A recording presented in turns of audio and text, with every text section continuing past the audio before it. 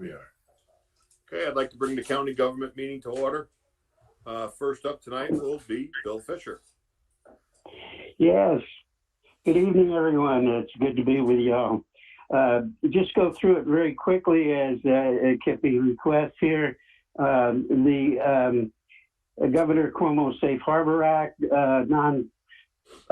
that's called a non-processory judgment, which means that if someone can prove in court that they are, that they have been affected by COVID, whether it be income or added expenses, the landlord might be given a judgment, but he can't evict based on that judgment. Also, Governor Cuomo's extended ban on evictions and foreclosures to May 1. That has a couple of things with it, which I'll be happy to explain at, other time. But there is this closure that has to be made out. And one good feature, it does affect the landlords. The landlord can file for this relief until May 1 if the landlord owns 10 or fewer units, and that's something real new. Okay, the COVID rent relief extension program, that expired back in August, and they've reopened that, and now it will expire February 1. There's always very short windows here to even get the word out on, but they have tons of money there. They were ordered $100 million. They've only gotten about 40 of that out as of year end, so there's plenty of money out there, and people should try to apply for that. It certainly would help landlords as well. Federally funded administrated mortgages. We're talking about, I think the important thing there to consider is not only FHAs or VAs, but also any loans that are sold to Freddie Mac would be eligible for some relief under the federal programs. And I think that's very important.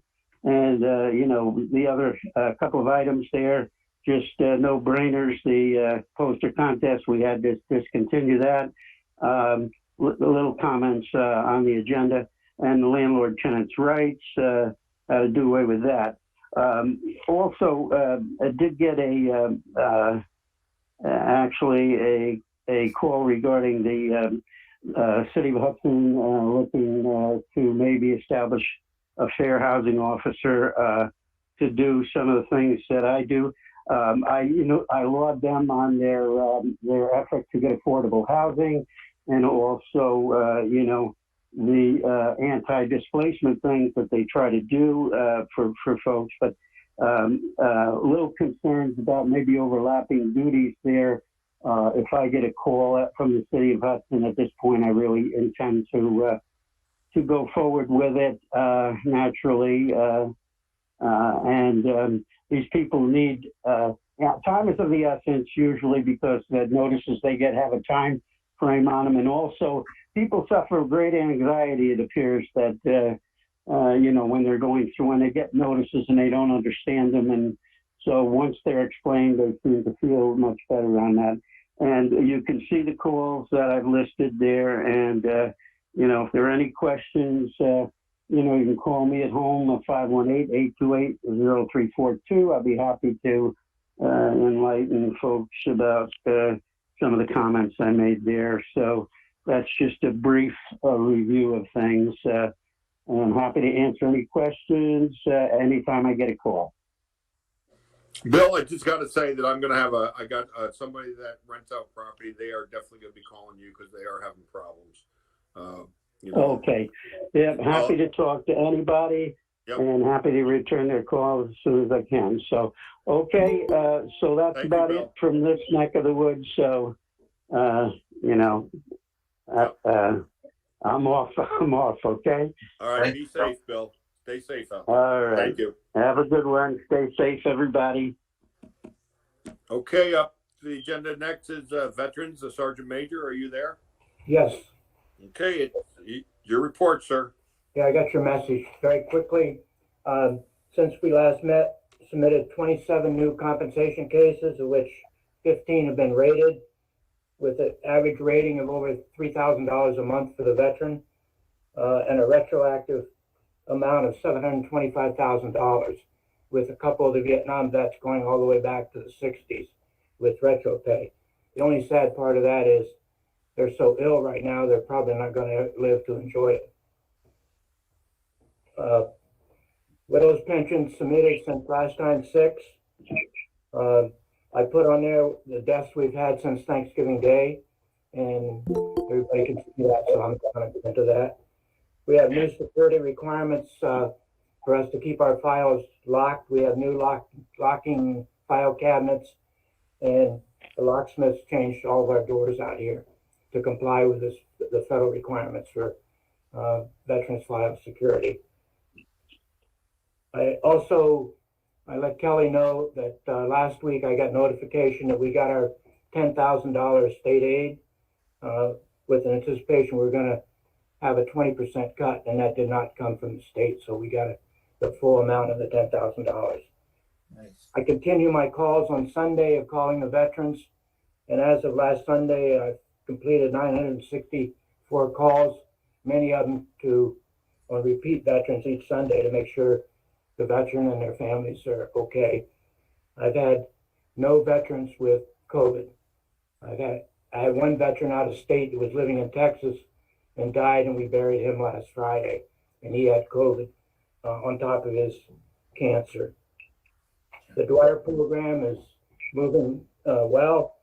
The operations center, I'm using that in conjunction with the VA and the compensation cases for the doctors to interview the veterans here so they don't have to travel up to 100 miles away.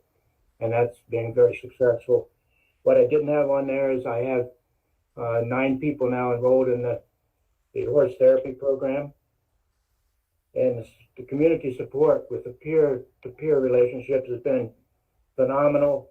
In fact, 2 of my mentors probably saved 2 veterans from committing suicide just before Christmas. And that's my quick summary. Any questions? Nobody has any questions? Okay, I think that's pretty good, Bill. Thank you very much. Checking out. Thanks, Gary. Okay. You're welcome. You're welcome. Sergeant Major, be safe. Everybody be safe. We have real property up next. Who's that? Hi, can you hear me? We can. Yes. Okay. Ma'am. All righty. Just wanted to make sure. I ended up having to call in because my microphone won't turn on. But so I'm just submitting one resolution request, and that is for correcting some property tax bills for the towns of Claremont and Germantown, where the corrections result in a change greater than $2,500. So it's necessary that they go through a resolution request. What happened with all of these was the payments were made to the school district, Germantown School, on October 31st, and they were not applied to the system in time prior to the school district turning in their delinquent taxes to the county treasurer. So it ended up that there's only 6 on this list. There were 2 more, but they were under $2,500. So we just need a resolution to be able to correct these bills. I need a motion. I'll move that. I'll Need a second. second. All in favor? Aye. Opposed? Carried. Thank you. Have a good night. Thank Thank you. you very much. Next up will be Patrice on planning. Hi, everybody. Hey, I have quite a few things tonight. The first is for appointing a Region 8 member to the Columbia County Planning Board. Region 8 is comprised of Copake, Ancrum, and Hillsdale. The reappointment is for Steve Severese. He's been on the board for a number of years, and there's been a nomination from these towns to have him reappointed for another 3-year term, beginning January 1st of this year through 2023. Okay. Anybody have any questions? We need a motion. Adams, Patsy? We have a motion and a second, Kip. Okay. All in favor? Aye. Opposed? Carried. Okay, the next two resolutions are sort of have to be considered and discussed in tandem, as well as the report that was submitted as backup documentation for these, and it pertains to the annual additions to agricultural districts in Columbia County for 2020. This period is during the month of October each year. This year we received 4 applications in the towns of New Lebanon and Chatham. It was for 571.31 acres. The New Lebanon parcels, there are 6 parcels in New Lebanon. They would be added to Ag District number 9, and 1 parcel in the town of Chatham, and that would be added to Ag District number 10. So the parcel going to Ag District number 9, the total acreage is 364.31 acres, and to Ag District 10, which is the parcel in the town of Chatham, is 207 acres. The agricultural uses are all existing on these lands, and it includes haying and cattle breeding and grazing, and also there will be some rye and barley production on one of the parcels. This is all addition of predominantly viable agricultural land to these districts. There was a report that was prepared for the Ag and Farmland Protection Board, and the report includes all of the applications that we received, as well as maps prepared by the Planning Department, which show the proximity to existing agricultural district parcels, the presence of farmland soils on these application parcels, as well as the presence of wetlands, both DEC and federal wetlands. We also held a public hearing, and there were no public comments received. No one attended. The Ag and Farmland Protection Board considered all of these actions, or all of these proposed additions, and they discussed and recommended that they would recommend that they all be added to these existing agricultural districts. So part of this process includes the seeker process, which is one of the resolutions. And I think you're all probably familiar with the seeker process, but this is the resolution that would authorize the Board of Supervisors as lead agency to make a determination that the addition of these parcels, these properties, will not have a significant environmental impact and not require an environmental impact statement, and that a negative declaration be issued by the Board of Supervisors. So as part of this resolution, the Planning Department prepared an environmental assessment form, a short form. And so we completed part 1 to identify any potential environmental impacts or environmental resources that would potentially be affected by this. So that is listed in the part 1. The part 2 are the questions that will be considered by the Board of Supervisors. And they include all the potential environmental impacts. And these part 3 is the criteria for the determination of significance. And so enlisted in that part 3, we included the presence of the wetlands that are on each of the parcels, the type of wetlands, whether they're federal or state wetlands, and their classifications, as well as floodplains and presence of resources, historic resources. There's only one parcel with a historic resource. That is the parcel in Chatham on Silver Brothers Farm. There are also Class C streams on one of the parcels in New Lebanon. And there's also was identified northern long-eared bat on one of the parcels all in New Lebanon, the Burton parcel. Based on what we identified as the natural resources that are present on these parcels, we recommend that the Board of Supervisors issue a negative declaration because the addition of lands into an existing agricultural district will not change the land uses, and these are all existing agricultural uses, and any environmental resources present on the parcels and on the lands adjoining these parcels will not be adversely affected by the addition of these parcels into an existing district. So the questions on part 2, which would need to be considered by the entire Board of Supervisors, but I can walk through them quickly just to give you an overview of why we are recommending that there is no negative impact from this.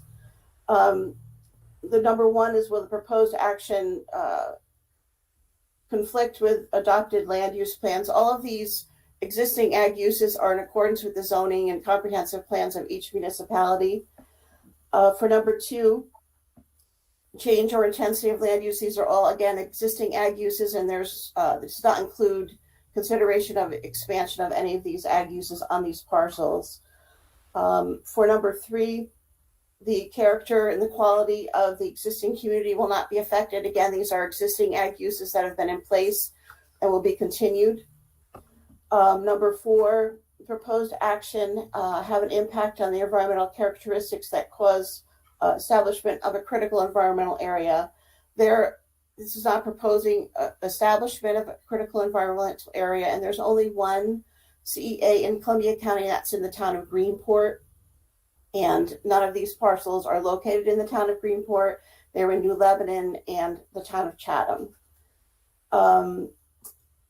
Number 5, will the proposed action result in an adverse change in existing level of traffic or existing infrastructure for mass transit, biking, or walkway? And the answer would be there would be no impact to those that are existing, and there's no change in the intensity of use. Number 6, will the proposed action cause an increase in the use of energy? There are no proposed changes in that. Number 7, will the proposed action impact existing public water or private water supplies or public or private wastewater utilities? And the answer would be no, they are existing, and there's no proposed changes to any of those systems. Number 8, the proposed action impair the character or quality of important historically, archaeological, architectural, or aesthetic resources. The answer to that would be no. There was only one parcel where a resource on the national that's registered on the National Register of Historic Places, and there are no proposed changes to that or any proposed changes to that parcel that would affect or impact that historic resource. For number 9, will the proposed action result in adverse change to natural resources? Again, these are existing agricultural uses established in accordance with current regulations. If there are any proposed changes in the future, they would need to comply with any federal or state regulations and go through the permit process with those agencies. Number 10, will the proposed action result in an increase in the potential erosion, flooding, or drainage problems? Again, these are all existing uses, and there would be no changes in those types of drainage systems on the parcels.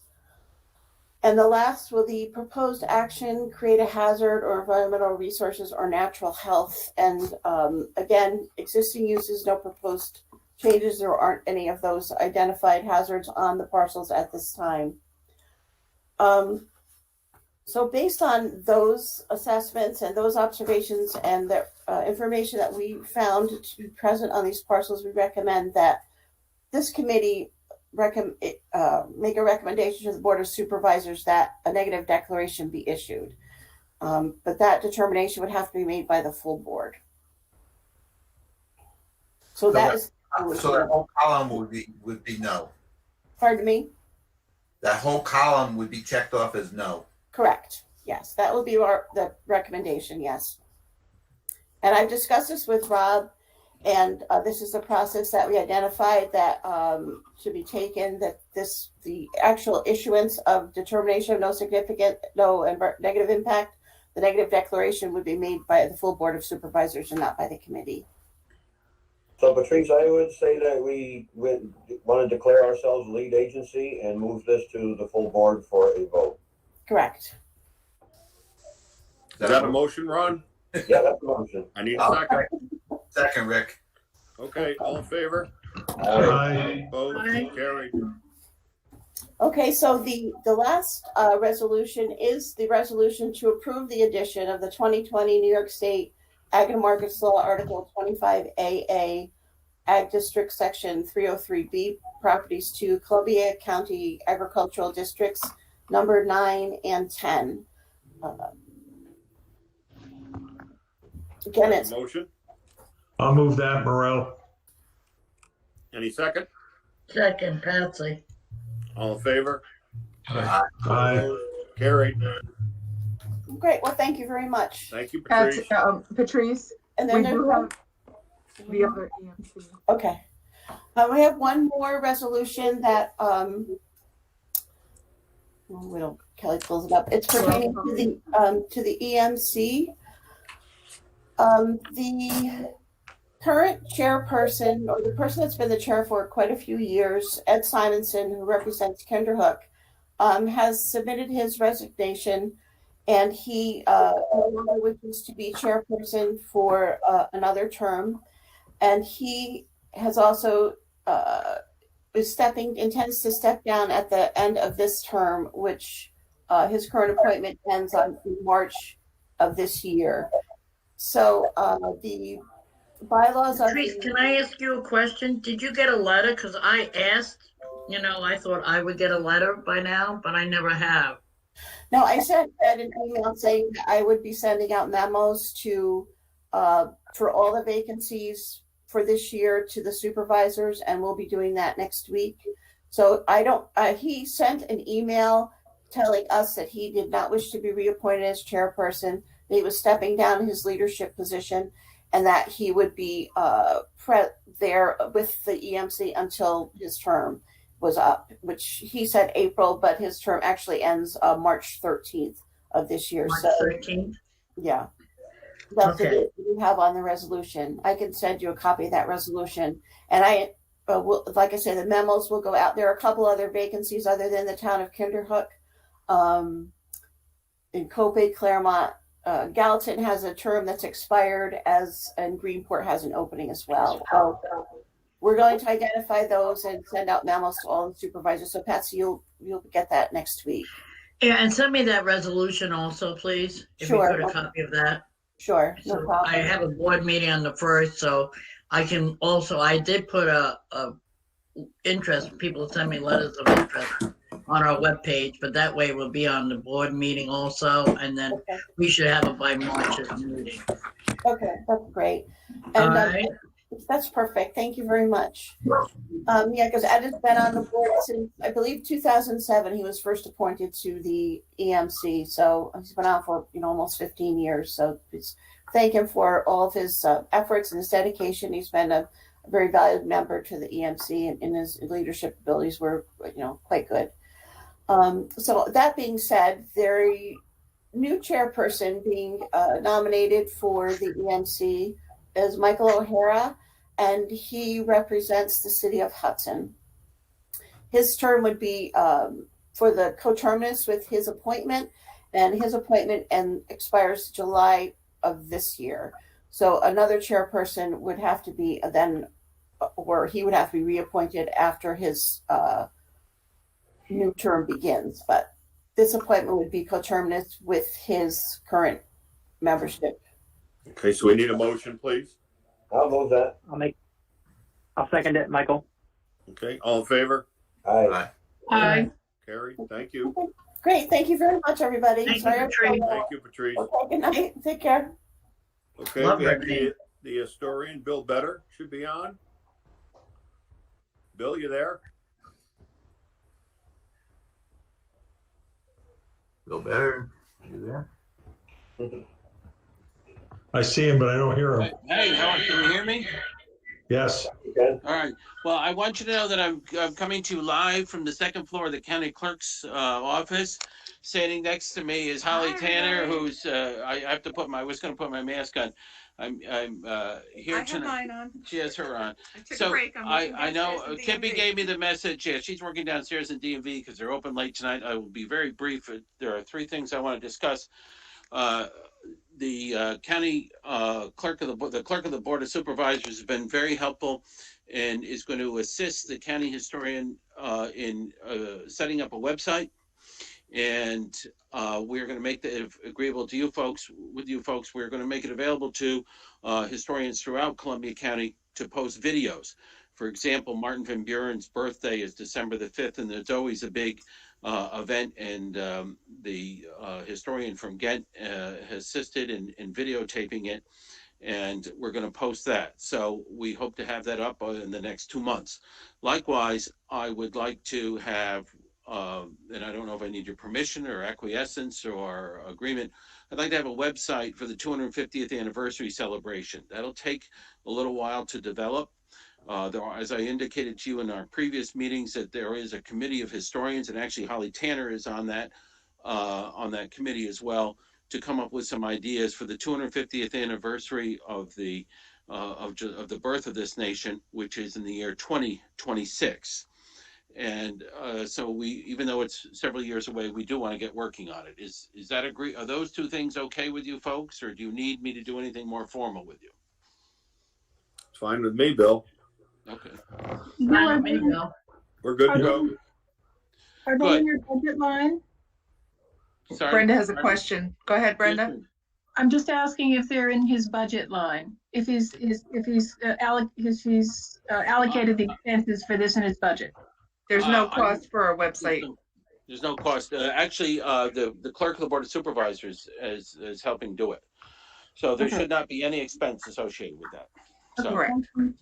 the last thing I want to talk about, and one of the reasons I'm here, is I want to revisit the issue of the creation of a Friends of Columbia County History. And the last time we talked about this was a few months ago. Subsequent to that, I had a conversation in communication with the New York State historian, who is a governor appointee. He has actually been trying to get a Friends organization for the entire state. Unfortunately, the legislature has other things they're preoccupied about. But I would like to move forward with that. Is Tom Shannon attending the meeting tonight? He is not. I didn't let him in the meeting because you didn't tell me that he needed to come in, I'm so we sorry. rejected him. Oh, you did? Oh, well, thanks very much. No sip for Jay you. knows that for you. Tom Shannon is the historian from the town of Germantown. He is an individual who is an example of somebody that really needs some assistance in this regard. They have a beautiful little historic site in Germantown, and they do a great job. It needs a new roof. They'd like to look at acquiring some land that Bard College owns around them.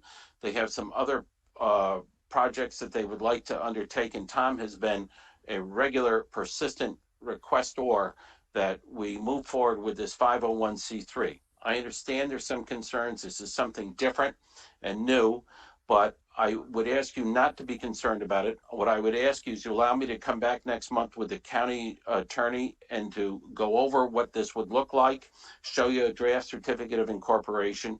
You folks get the idea to think about who might be involved in this from a regulatory standpoint. I'm standing here next to Holly Tanner because, as you know, she runs the county clerk's office, and one of her large concerns is the condition of a number of historically important maps that are in her possession. And Holly is waiting to get some estimates. That we understand that to restore and conserve these documents that are critical to the history of Columbia County, especially as we come up to this 250th anniversary, and quite frankly, they have been neglected. And with your indulgence, Mr. Chairman, I'm going to try to use my phone. My laptop, I couldn't get service up here, so that's why Holly's been helping me especially. But my phone, I'm going to turn it around. I want to show you a couple of these maps. These are the two maps of the Claremont holdings. These are from, one is 180 years old shortly. And they are hand-colored, hand-drawn. and they are fixed and kept in a large book, and they've probably been kept in this book for the better part of 50 to 100 years. And they are rapidly deteriorating. And it is wrong that they are not conserved, and it is wrong that they are neglected. And it's not Holly's fault, it's not anybody's fault. It's just an expenditure that needs to be made. And this is the kind of thing that with a 501c3, Holly can apply for grants. I can ask for money from local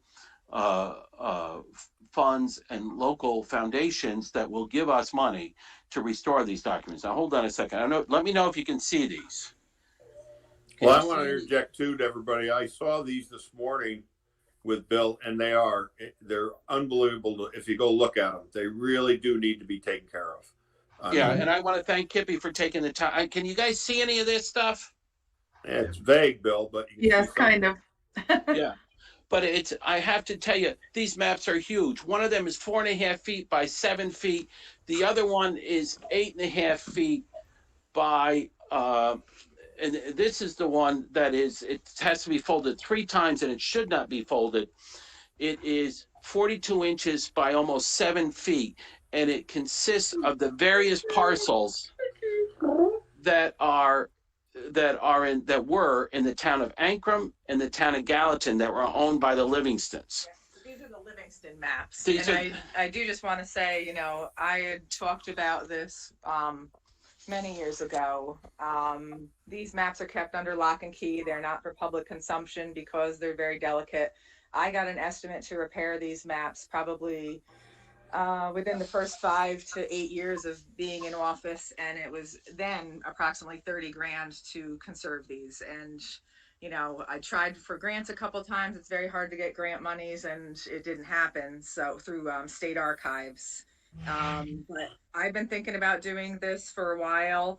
And then Bill came on board as county historian, and I showed him the maps, and we talked about it. And there are people who this is their thing. They love this kind of stuff. There are people who would be willing to donate money just for this purpose, because as Bill said, these maps are irreplaceable, and they are, show them this, Bill, where they're degrading. I don't know if you can see this. You can see can you, I don't know if you can see right there. The pieces of the canvas are separating from the paper to which they're attached, and it's folded, and it's been folded too many times. They really need to be repaired. I don't have 30 grand in my budget, unless you're saying I do, and then we'll move on. Yeah. But, the price has probably gone up since then as well. Right. So, and it's important. And I bring to your attention, as I've said before, these are Livingston Maps. The 5 people that were charged with preparing the Declaration of Independence included Robert Livingston from this county. This is something that we need to focus on to understand our heritage. This is who we are and what we promote and who we sell. This is it. This is what we're all about, folks. So Bill, in a nutshell, if we go with the 501c, basically you're going to go out and get donations and everything to do this. It's not going to cost the taxpayers anything. It's not. Exactly. And I'll pay listen, whatever I do this for a living. I prepare 501c3s. I'll pay the recording expense, the filing fees, or nothing. It's not going to cost us any money. I just want to get it going because I know the county's budgetary woes, and they are going to be in existence for several years to come at least. So, but we need to do this. We can't, doing nothing is not an option, in my opinion. If I could interrupt for a second as the Germantown supervisor. I've been working with Tom for a couple of years now, and the issue that we are confronted with is there are people that are willing to write checks, but they want to write a check to a charity. We have several charities in Germantown. We all do. And our towns can actually receive charitable contributions as well. But there are folks out there, the ones that want to write the bigger checks, that want to contribute it to a 501c3. So our 501c3s aren't set up to receive this kind of money for this type of purpose, which is why I also reached out to Bill and asked him to pursue this. Right? So if we have a countywide 501c3 for historical properties, it would be the umbrella organization for all of us. It is a worthwhile endeavor. Thank you, sir. Thank you. Thank you. I would like to reinforce that because it is so much of an advantage for foundations, which usually write the bigger checks. They just simply will not give the bigger check without you being a 501c3. Yep. critical. And so it would be with the proper oversight, which we just need to put in place. I really think we need to move on this quick. Thank you. So if it's one, I'm sorry. This is Patsy. I work downstairs in records, and I went to Ulster County with Holly. Remember, Holly? We had a field trip, and they had maps from the 1800s, 1700s in perfect condition. And it was so unreal and so educational and enlightening that they can preserve, and these can be done. And I learned a lot in a brief moment of looking at these maps from way back when. But, you know, it's not for us also, it's for our future, our children, our grandchildren, and our country and our county and our towns. And I think we have to remember that. And I would like to see if we can move ahead on this 5013C. Well, I think we need to get a motion going. I'll make that motion. Second it. All in favor? Aye. Aye. Opposed? All right. There you go, Bill. I've talked to the county attorney. He and I will bring it back to you next month, but we're going to get moving on it. Thank you. Okay. Thanks, folks. All right. Thank Bye you. I'm bye. going back to work. Bye bye. Okay. Thank you, everyone. So far, the last one up, I think, is Chris Watts. Is he on tonight? Watts is here. Or is Ron doing this? I'm not sure who. There he is. Chris, you're muted. Chris there? There we go. I'm here. Sorry about that. Chris, you're last again. No, I'm going to defer to Ron on this one. This is his motion, and what I would like to do though is I would like to go into executive session because this is litigation. So I need a motion. Go unless anybody's got anything to ask him about it first. Let's go to executive session. I need a motion. I'll make a motion. We go into executive session to discuss litigation. Second, Fury. You're all in favor? Aye. Okay, we're in executive session. No, hold on, not yet. You gotta Oh. wait till Oswaldo gets us in